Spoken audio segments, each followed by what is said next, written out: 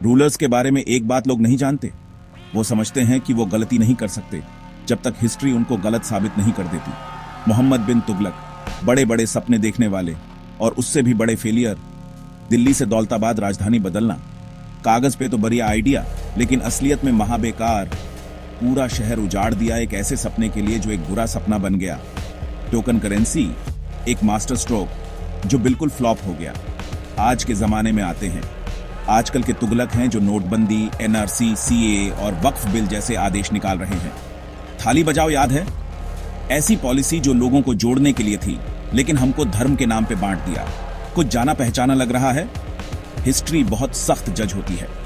दौलताबाद एक खंडहर बन के खड़ा है, तुगलक के गलत राजकाज का सबूत। वैसे ही आज की पॉलिसी भी हिस्ट्री के कूड़ेदान में चली जाएंगी।